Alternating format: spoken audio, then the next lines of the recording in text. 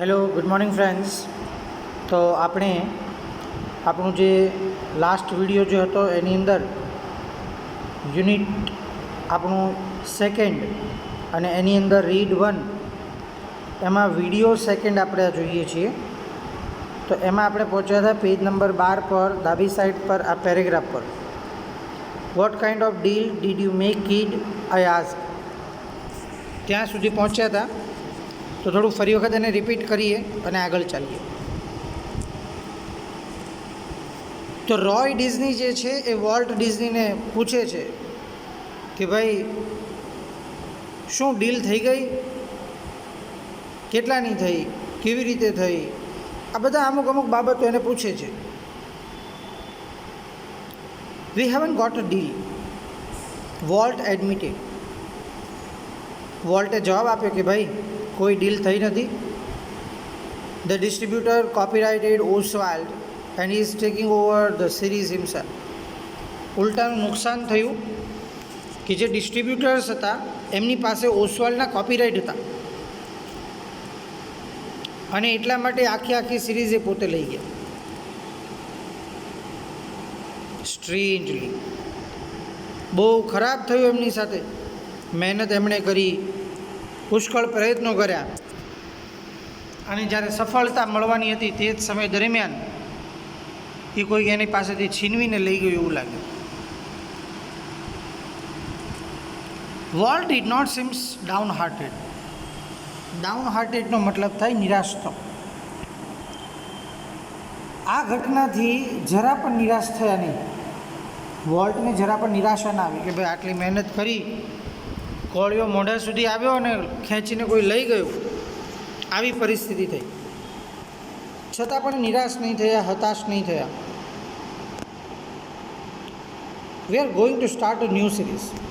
આપણે એક નવી સિરીઝની શરૂઆત કરીશું, કંઈ વાંધો નહીં, જવા દો.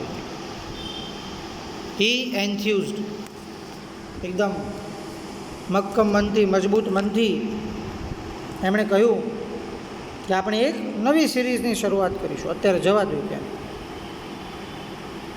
It's about a mouse. આ વખતે કે આપણે માઉસ એટલે કે ઉંદરડાનો ઉપયોગ કરીશું. And this time we will on the mouse. આ સમય દરમિયાન અમે જે કામ કર્યું અને જે અમે ઉંદર ઉપર કામ કર્યું, આ ઉંદરની જે સિરીઝ બનાવી, અદ્ભુત અદ્ભુત. The rest is a history. બાકીનું બધું જ ઇતિહાસ બની ગયું. અને આજે આપણે જોઈએ છીએ કે મિક્કી માઉસની શરૂઆત કરનાર પહેલાં એ વોલ્ટ ડિઝની હતા. જો આપણને એમના ખભા પર બી દેખાય છે એક ડીંગલું, અને આ છે મિક્કી માઉસ. અને આ મિક્કીની શરૂઆત, માઉસને એમણે નામ આપ્યું હતું મિક્કી. એ વોલ્ટનું માઉસ હતું. જાણે કે વોલ્ટે ક્રિએટ કર્યું હોય દુનિયામાં એક નવા પ્રકારનો ઉંદરડો, જેનું નામ આપ્યું હતું એણે Mickey. Walt's mouse Mickey celebrated his 40th birthday in 1968. 1968માં એમની 40મી વર્ષગાંઠ ઉજવી. And happy 40th it was. અને ખુશ થઈ ગયા. 40 વર્ષની એમની ઉંમરે ખૂબ ખુશ કર્યા એને. A quarter of a billion people shows a Disney movies in 1968. 100 million watch a Disney TV show. Nearly a billion read a Disney book or a magazine, and almost 10 million visited Disneyland. And Mickey, as a Walt used to say, started it all. સફળતાઓ એને ચૂમવા લાગી. એના પ્રયત્નથી જે પણ સફળતાઓ મળી, હવે એ સફળતા એની પાછી પાની કરીને જ જોઈતી.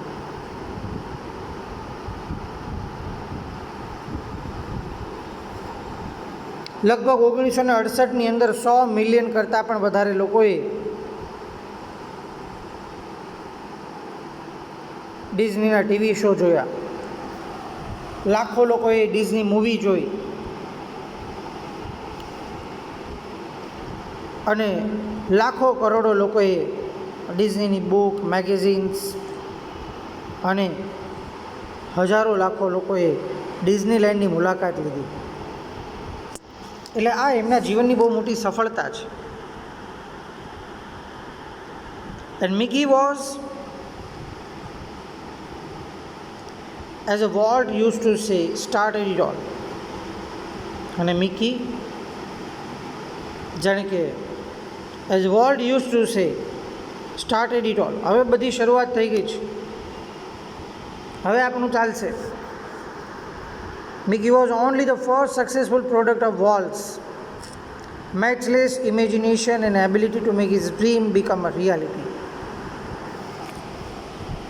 મિકીની જ્યારે શરૂઆત કરી ત્યારે તો પહેલાં એવું લાગતું હતું કે ખરેખર આ રિયાલિટીમાં એના જે સ્વપ્ન છે વોલ્ટ ડિઝનીનું એ સાચું પડશે ખરું, રિયાલિટી બનશે ખરી? આ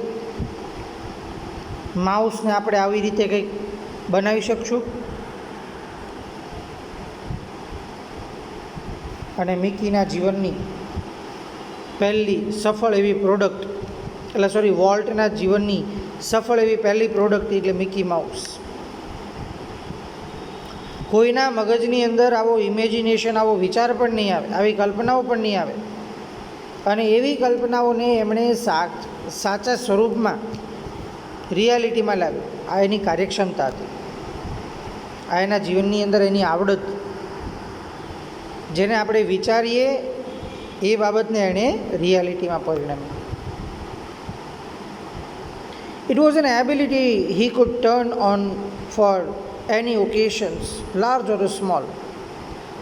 એની અંદર એક એવી કાર્યક્ષમતા હતી, એ કોઈ પણ બાબતને, કોઈ પણ નાનકડા એવા પ્રસંગને પણ, નાનો હોય કે મોટો હોય, એને બદલી કાઢવામાં અથવા તેને સફળ બનાવવામાં એની પાસે એક એવી આવડત હતી. Once, when my son Roy Edward had the measles, Walt came and told him the story of Pinocchio, which he was making at this time. When Walt told the story, it was a virtuoso performance. એક વખત આ રોય એવું કહે છે, એક વખત મારો દીકરો Roy, my son Roy Edward, એનું નામ છે રોય એડવર્ડ, એ પોતે આ હતો ત્યાં, અને એવામાં આ વોલ્ટ ત્યાં આવે છે. અને વોલ્ટ આવી અને એક સ્ટોરી કહેવા લાગે છે. અને સ્ટોરી હોય છે પિનાચીઓની, એક પ્રોડક્ટ એ બનાવતા હોય છે, કંઈક નવી સ્ટોરી બનાવતા હોય છે. અને એ સ્ટોરીની જ્યારે એણે શરૂઆત કરી દીધી, when Walt told a story, it was a virtuoso performance. A story તો કહેતો હતો પણ જાતે જાતે પરફોર્મ બી કરતો જતો હતો. His eyes riveted his listener, his mustache twitched expressively. સાંભળનારા પ્રત્યે એમની આંખો, એના હાવભાવો, એમની મૂછ જે છે તે એની ટ્વિસ્ટ કરતી જવાની, એના આઈબ્રોઝ જે છે આમ ફેલાવી દેવાના, ઊંચા કરવાના. And his hands move with the grace of musical conductor.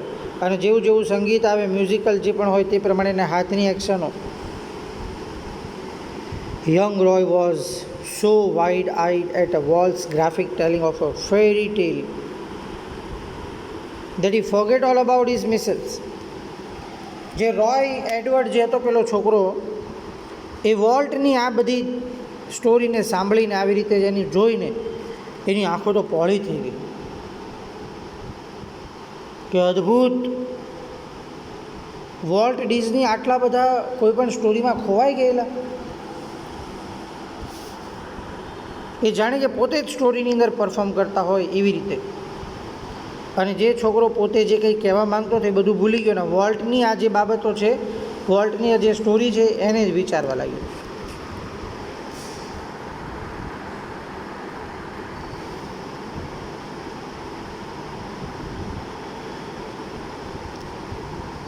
Later, when he saw a finished picture He was strangely disappointed. It didn't seem as exciting as when Uncle Walt told it, he said. ત્યાર પછી when he saw the finished picture, જ્યારે આખી જે બાબતો છે ત્યાં અથવા તો જે પણ ત્યાં પેલો ભાઈ સ્ટોરી જે કહેતો હતો એ પૂરું થયું, he was strangely disappointed. તે થોડો નિરાશ થઈ ગયો. He didn't seem as exciting as when Uncle Walt told it, he said. Like many people who work to create humor, Walt took it very seriously. He would often sit gloomily through the funniest cartoon.